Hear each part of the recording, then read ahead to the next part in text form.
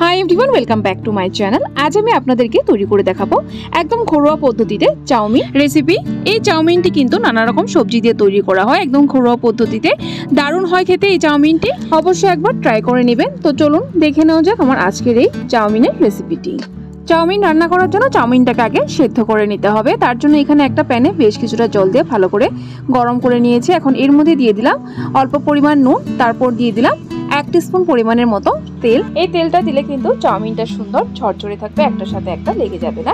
জলটাকে ভালো করে বয়েল করে তারপর এর মধ্যে অ্যাড করে দেবো চাউমিন।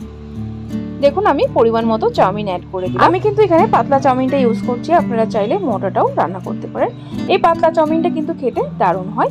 চাউমিনটাকে দিয়েছি, এখন ভালো করে নেড়ে চেড়ে বয়েল করে নেব। তো বন্ধুরা 5 মিনিট হয়ে গেছে। 5 মিনিট পর দেখে নিচ্ছি চাউমিনটা, দেখুন সুন্দরভাবে কিন্তু সিদ্ধ হয়ে গেছে। দেখুন এখন গ্যাসের ফ্লেম বন্ধ করে চাউমিনটাকে একটা স্ট্রেনারে নিয়ে নিব।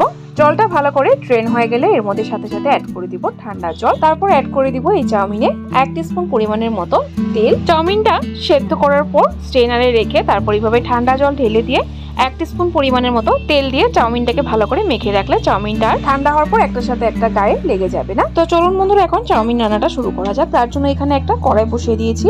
এর মধ্যে দিয়ে দিলাম 3 টেবিলস্পুন পরিমাণের মতো সাদা তেল। তেলটা ভালো করে গরম হয়ে গেলে এর মধ্যে দিয়ে দিব কাঁচা লঙ্কা। ঝালটা এখানে নিজেদের স্বাদ অনুসারে দিবে। কাঁচা লঙ্কাটাকে ভেজে তারপর এর মধ্যে অ্যাড করব সবজি। এখানে সবজির মধ্যে নিয়েছি আমি ফুলকপি, বাঁধাকপি, বিনস আর নিয়েছি গাজর। এভাবে লম্বা লম্বা করে কেটে নিয়েছি একটু ছোট টুকরো করে। তারপর এর মধ্যে একটু কড়াইশুঁটি অ্যাড করে দিলাম, অল্প একটু ছিল। এখন সবজিটাকে ভালো করে হাই ফ্লেমে একটু নেড়ে চেড়ে নেব। তারপর এর মধ্যে অ্যাড করে দিব স্বাদ মতো নুন আর দিয়ে দিব 1/2 টিস্পুন পরিমাণের মতো হলুদ গুঁড়ো। নুন আর হলুদ গুঁড়োটাকে দিয়ে সবজির সাথে ভালো করে নেড়ে চেড়ে ঢাকা দিয়ে সবজিটাকে কুক করে নেব। যতক্ষণ না সবজিটা সেদ্ধ হয়ে যাচ্ছে ততক্ষণ অবধি কুক করব। সো বন্ধুরা প্রায় 5 মিনিট হয়ে গেছে। 5 মিনিট সময় নিয়ে মিডিয়াম ফ্লেমে কুক করে নিয়েছি সবজিগুলো কিন্তু সুন্দর সেদ্ধ হয়ে গেছে এবং সবজিগুলোর মধ্যে একটু ডার্ক কালার এসে গেছে, ভাজা ভাজা হয়ে গেছে। এখন একবার ভালো করে নেড়ে চেড়ে এর মধ্যে অ্যাড করে দিব সেদ্ধ করে রাখা চাউমিনটাকে দেওয়ার পর সবজিগুলোর সাথে ভালো করে নেড়ে চেড়ে মিক্স করে নেব চাউমিনটাকে। সো বন্ধুরা ভালো করে মিক্স করে নিয়েছি। এখন এর মধ্যে অ্যাড করব কিছু সস। এখানে দিয়ে দিলাম 1 টেবিলস্পুন পরিমাণ টমেটো সস, 1 টেবিলস্পুন পরিমাণ চিলি সস, তারপর অ্যাড করে দিলাম 1 টেবিলস্পুন পরিমাণ সয়া সস দেওয়ার পর চাউমিনের সাথে ভালো করে সসগুলো মিক্স করে নেব। এখন চাউমিনটাকে আরেকটু স্পাইসি করার জন্য এর মধ্যে অ্যাড করব 1 টিস্পুন পরিমাণের মতো লাল লঙ্কা গুঁড়ো।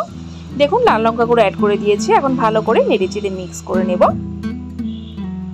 সো দেখুন বন্ধুরা চাউমিনটি আমার তৈরি হয়ে গেছে। সুন্দর কিন্তু কালার এসেছে চাউমিনটা, আর খেতেও দারুণ হয়েছে।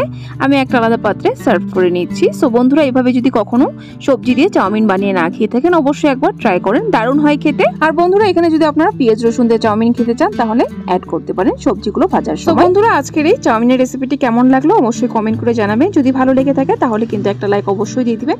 আর এরকম নিত্য নতুন নিরামিষ রেসিপির আপডেট পাওয়ার জন্য আমার চ্যানেলটাকে সাবস্ক্রাইব করে দিবেন। সাবস্ক্রাইব করে পাশে থাকা বেল আইকনটা ক্লিক করে অল করে দিবেন, তাহলে আমার চ্যানেলে যখনই কোনো নতুন রেসিপি আসবে নোটিফিকেশন আপনাদের কাছে পৌঁছে যাবে। ভিডিওটি সম্পূর্ণ দেখার জন্য অসংখ্য ধন্যবাদ। ভালো থাকবেন, সুস্থ থাকবেন।